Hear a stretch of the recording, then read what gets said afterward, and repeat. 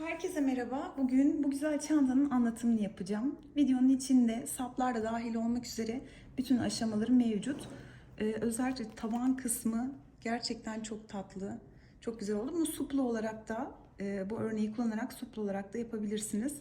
Farklı modellerde çalışabilirsiniz. İçi oldukça derin. Bütün ölçüler videonun içinde mevcut. Böyle bir fermuar diktim yine. Çıt çıtlı yaptım. Hem omza hem elde takılabilecek kadar da bir sap oluşturdum. Beni Instagram üzerinden takip edebilirsiniz. Soracağınız sorular olursa videonun altındaki yorum kısmından sorabilirsiniz. Elimden geldiğince bütün detaylarıyla anlatmaya çalışıyorum. Videoların devamı ve bana destek olmak için lütfen abone ol tuşuna basalım ve başlayalım. Polyester makrome ip kullanıyorum. Gize marka kullandım. Farklı markalarım var. 100 gramlık muhtemelen 6 tane kullanacağım. 3 renk 2'şer tane şeklinde. Bitirdiğim zaman buraya not olarak ekleyeceğim. Numara 3. Bu ince bir polyester makrome.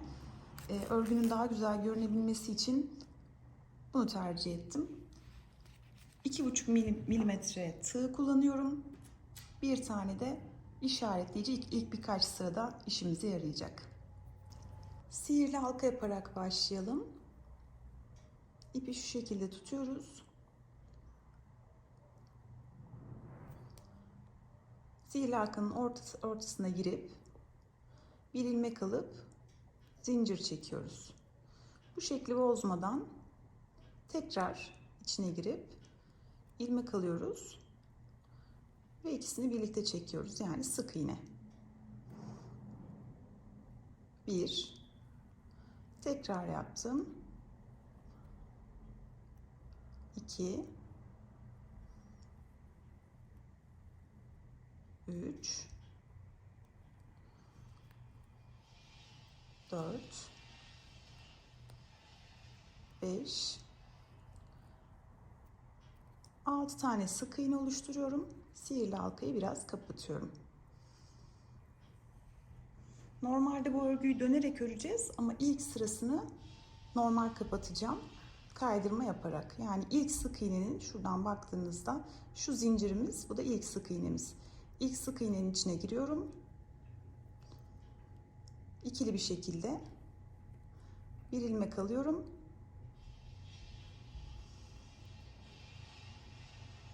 Çıkardığım ilmeği tığımdakinden kaydırarak geçiriyorum. 1, 2, 3, 4, 5, 6 kaydırma ile beraber 7 tane sık iğne oluşmuş oldu. Şimdi hiç zincir çekmeden sıradaki sık iğnenin sadece arka kanadını kullanarak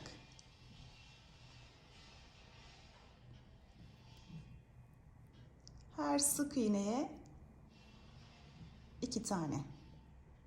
1, 2. Bunun ilkini işaretleyelim. Yeni başlayanlar için kolaylık olsun. Şimdi sıradakine yine arka kanatlarını kullanarak şunu da alayım. 1, 2, sıradakine 1, 2,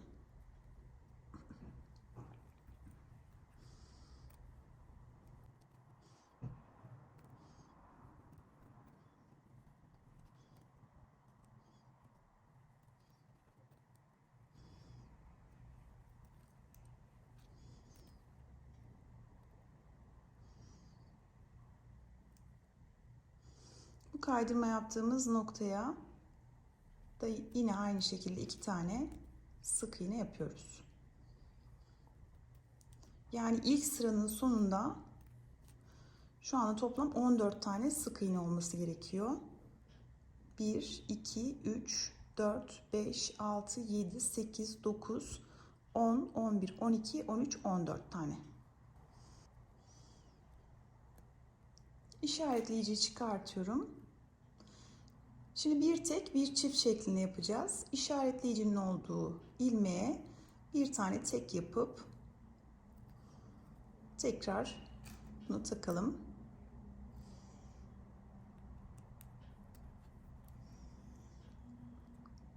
Bir sonrakine çift.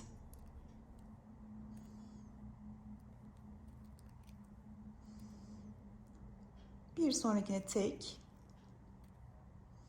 Bir sonrakine çift.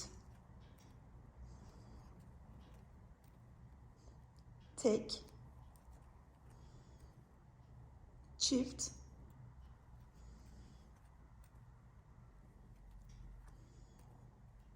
Tek. Çift.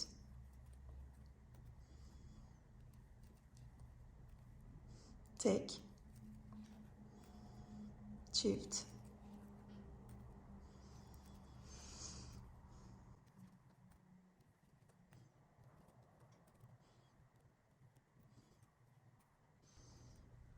Tekle başlamıştık. Çiftle bitiriyoruz.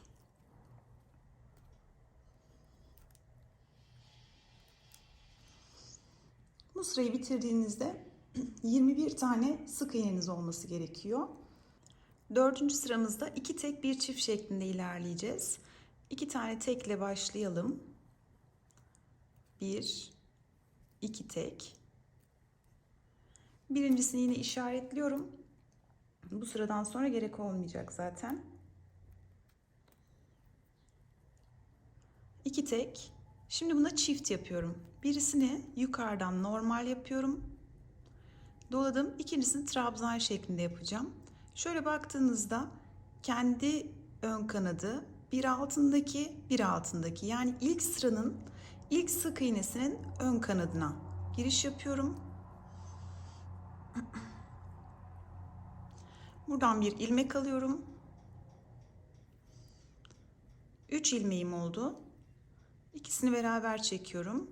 İkisini de beraber çekiyorum. Şimdi sıradaki sık iğneye tek, tek. Buna çift yapıyorum. Biri yukarıdan, biri sıradaki sık iğnenin yani ilk sıranın sık iğnesinin ön kanadını kullanarak.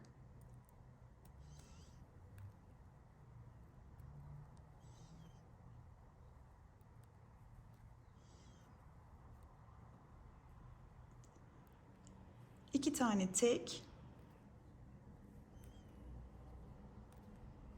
çift, biri yukarıdan, biri aşağıdan.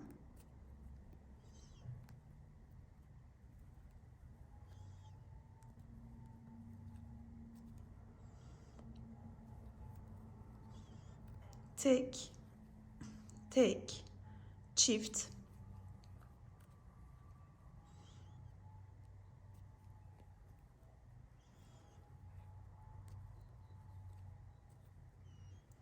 tek, tek, çift,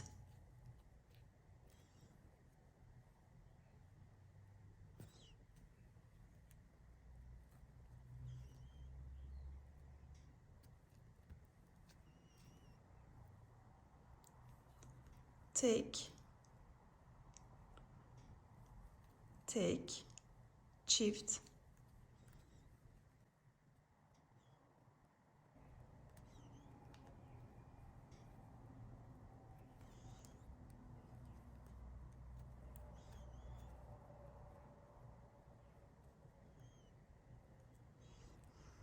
tek,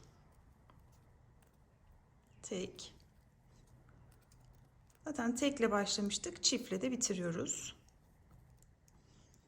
Bunu çıkarayım.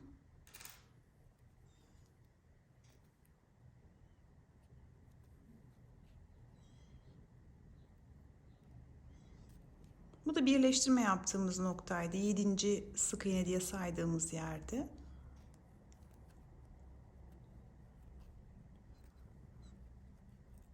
Şu anda sırayı tamamlamış olduk. 7 tane trabzanımız olması gerekiyor. 3, 6, 7 tane.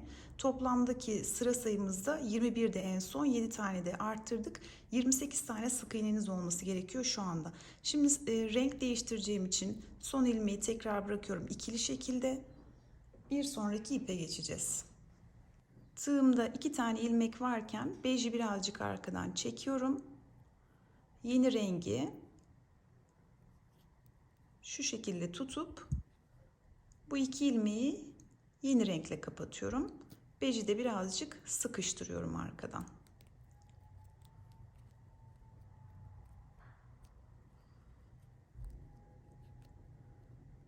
Şimdi 2 tek bir çift yapmıştık. Şimdi 3 tek bir çift yapacağız ama burada 3 tek bir çift şeklinde saymaktansa şöyle saymak daha kolay. 4 tane örüp bir tane uzun trabzan yapmak. O şekilde daha kolay oluyor. Buralarda lütfen arkadaki sık iğneleri atlamayın. Bunlar bazen görünmeyebiliyor. Mesela şunu örmüşüz. Şimdi şunu örmemiz gerekiyor. Şuradan başlıyoruz. Sayıları da mutlaka sayarak yaparsanız aslında, çünkü arkada bazen gizlenebiliyor. O zaman sayı eksilebilir. Örgü düzgün durmaz. 1, 2, 3, dördüncünüz zaten bu trabzanın üzerine gelmesi gerekiyor. O şekilde de kontrol edebilirsiniz. 4 tane örüyorum. Bir tane uzun trabzan yapacağım. Yine aynı şekilde bu değil, bu değil, bu. Yani 2 sıra altındaki ön kanadı kullanarak yapıyoruz. Bu şekilde. Buradan aldım. 3 ilmeğim oldu. İkili trabzan. Hemen yan yana gelmeleri gerekiyor bunların. Bu şekilde. Şimdi bak, görürseniz eğer şuradan şöyle arkaya açabilirsiniz.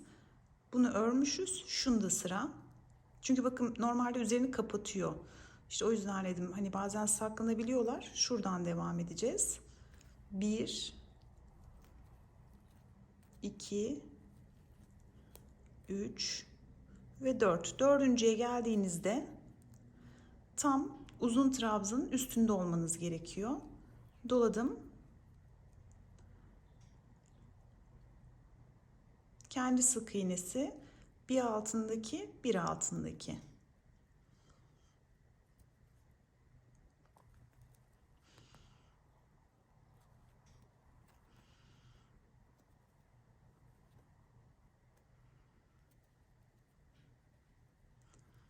Yine kontrol edelim. Şuradan itibaren 1, 2, 3 ve 4. İp aldım. 1, 2, 3. ön kanada batıyorum. İlmek alıp ikili trabzan yapıyorum. Bu şekilde sırayı tamamlayalım.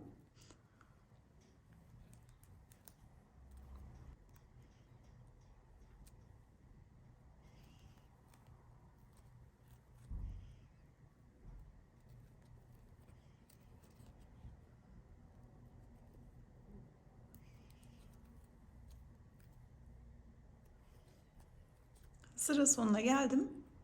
2, 3, dördüncüyü de örüyorum. İp alıyorum.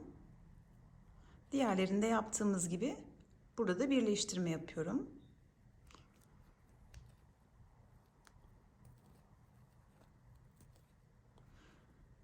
Rengi kapatmıyorum. 2 renkli bıraktım. Yeniden renk değiştireceğiz.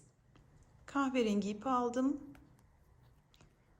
2 ilmeğin içinden birden geçiriyorum. Kiremit rengi olanı diyeyim. Onu birazcık sıkıştırıyorum.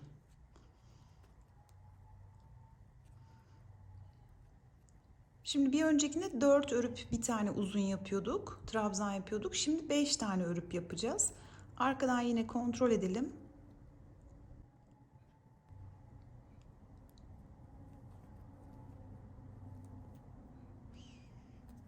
1 2 3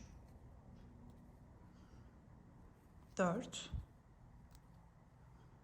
5 tane olduğunda trabzanın üzerine geldiyseniz doğrudur. İp alıyorum.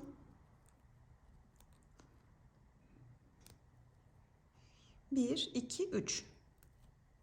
2 altındaki uzun olana giriş yapıyorum.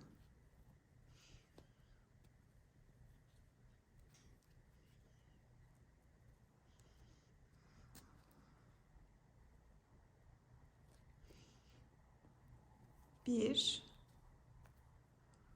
iki, üç,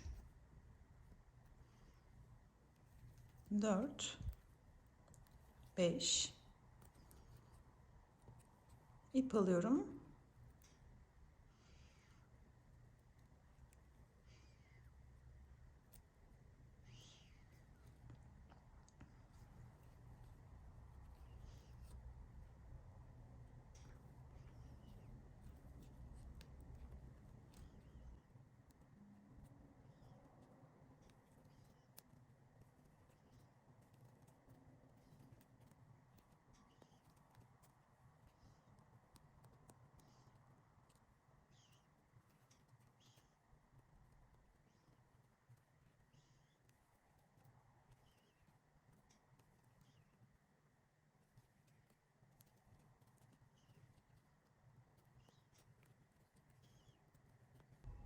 Sıra sonuna geldim.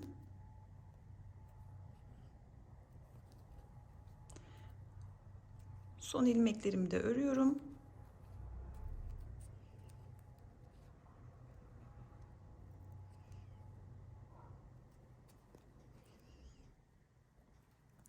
Kahverenginin son trabzanı kapatmıyorum. Şimdi tekrar bej renge geçeceğim. Kahverenginin sonuna geldim. Bej ile kapatıyorum. Kahverengiyi biraz sıkalım. En son 5 sık iğne bir trabzan yapmıştık. Şimdi 6 tane yapacağız. İlk renk değiştirdiğinizde buradan kontrol etmenizi öneririm. Çünkü burada ipler olduğu için birazcık arka tarafa saklanabiliyor. 1, 2, 3, 4, 5. Şu an görünmeyen bir ilmek var şurada. Buradan başlayacağım. 1, 2,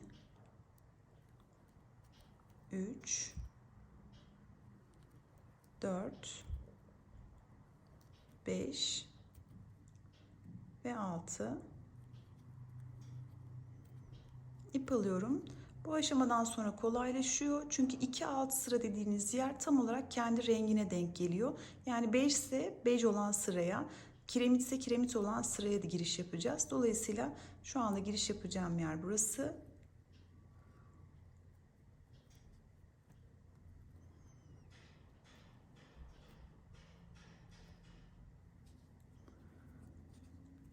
Altı sık iğne bir trabzan, 6 sık iğne bir trabzan şeklinde devam edelim. Kiremit rengine geçiş yaptım. En son 6 sık iğneydi. Şimdi 7 sık iğne yapacağız. 1, 2, 3, 4, 5, 6. Yine görünmüyor. Gördüğünüz gibi şurada. Buradan itibaren sık iğne yapıyorum. 1, 2, 3, 4, 5,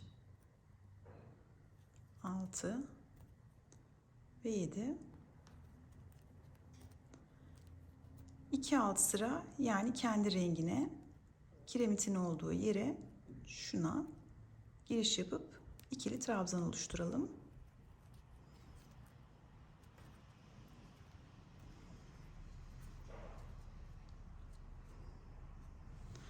Evet, örgümüz bu şekilde devam edecek. 7 sık iğne bir trabzan şeklinde bu sıra. Bir sonraki sırada 8 sık iğne bir trabzan, 9 sık iğne bir trabzan. O şekilde sıralar artacak ve bu tabanımız biraz büyüyecek. Burada kaç tane, hani kaç sık iğne ile veya kaç santimle bitireceğimi bilmiyorum. Biraz öreceğim. Ondan sonra size ölçüleri ve sayıyı vereceğim. Şu anda 20 sık iğne bir trabzan, 20 sık iğne bir trabzan şeklinde olan sıradayım. Yani 20 sık iğne sırasındayım. Ölçü olarak da 21,5 santim şu anda bir, şuradan bakalım. Evet, 21,5 santim bir çapım var. Benim için bu taban yeterli. Bundan sonra şu şekilde devam edeceğiz. Sayıyı artırmayacağız artık. Sabit olarak 20'de devam edeceğiz. Şu sık iğneye buradan başlamam gerekiyordu normalde. Bunu atlıyorum ve şundan başlıyorum ki 20 sayısı bozulmasın.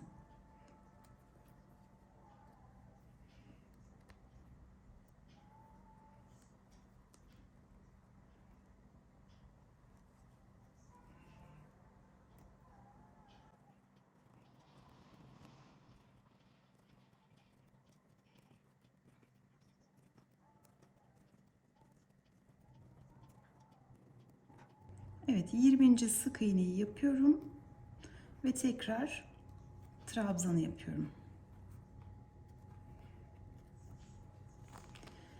Bu şekilde 20 sık iğne bir trabzan, 20 sık iğne bir trabzan şeklinde çantamızın istediğimiz boyuna gelene kadar devam edeceğiz. Bitirdiğimde ölçü vereceğim. Çantanın sonuna geldim.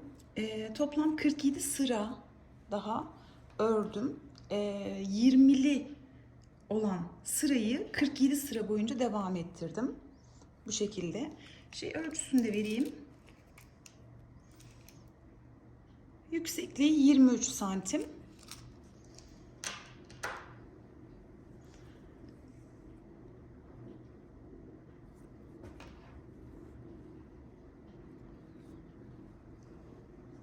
Şimdi sapını yapacağız. İpin ucundan böyle bir miktar dikme payını bırakıp bir ilmek yapıyorum.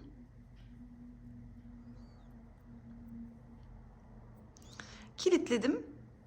Şimdi 9 tane zincir çekiyorum.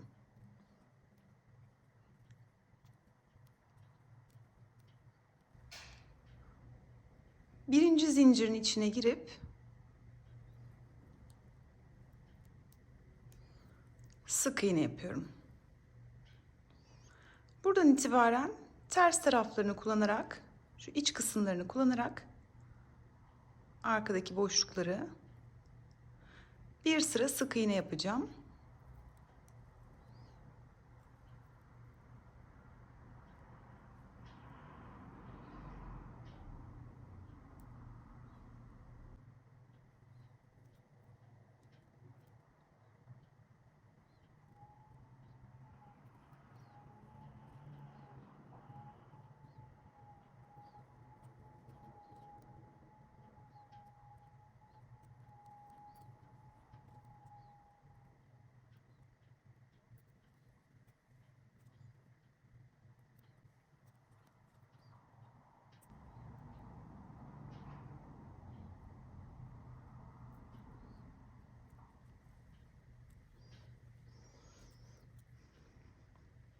İlk ördüğüm sık iğneye geldim.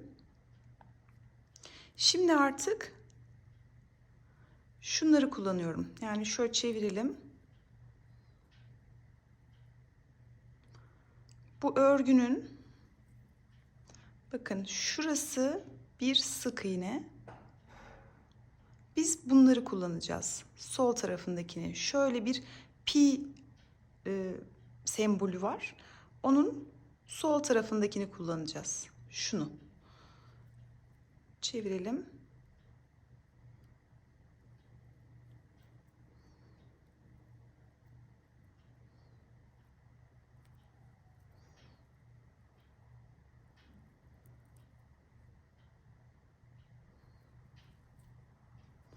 Çıkarıyorum.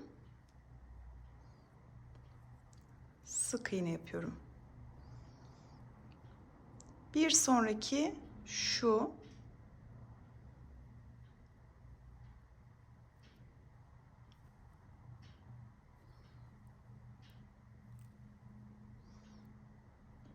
şurada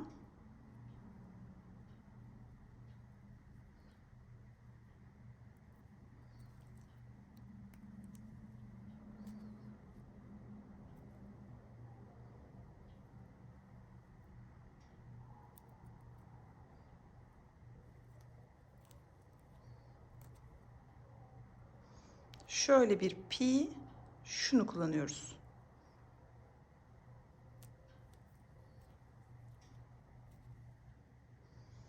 Bakın şöyle alttakini kullanıyoruz.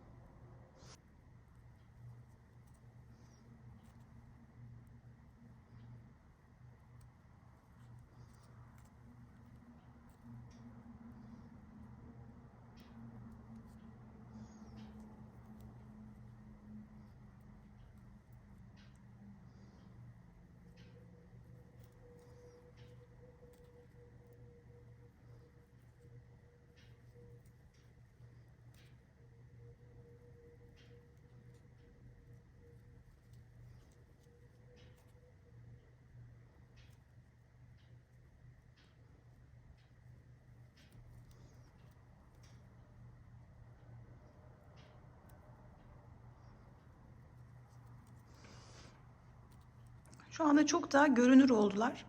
Bir de şöyle bir şey var. Şunlar yatay bir şekilde, böyle çapraz bir şekilde gidiyorlar. Onun aslında tam ortasında kalıyor. Şurada kalıyor. İki tane çapraz örgünün tam ortasında kalan ilmekler oluyor. Bir süre sonra çok daha güzel görünmeye başlıyor. Şu anda mesela şöyle göstereyim. Şu birinci çapraz, burası ikinci çapraz, tam arasında kalıyor bakın. Şu.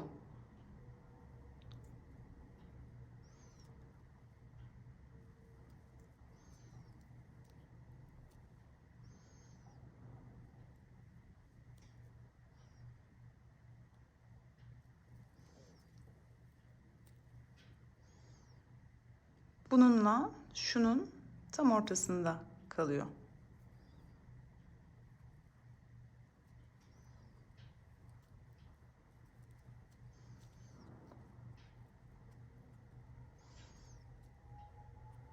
Bu şekilde devam edeceğiz. Sapın olmasını istediğimiz boyuna kadar aynı işlemi spiral şeklinde örerek devam ediyoruz.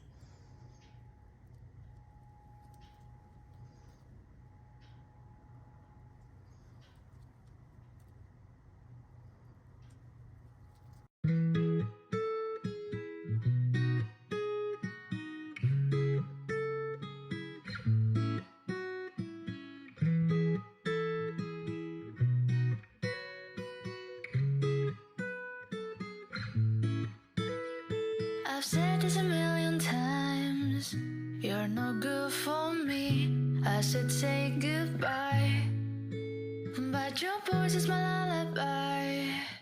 And your kisses are something I can't deny. Is it right? Is it wrong? I don't care. It feels way too good. Is it right?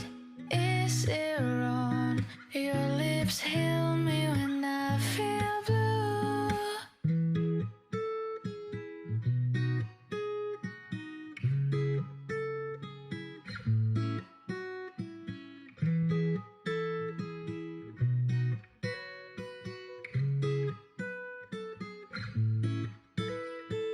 Some days I say you're the one I hate, but I wake up in your bed again.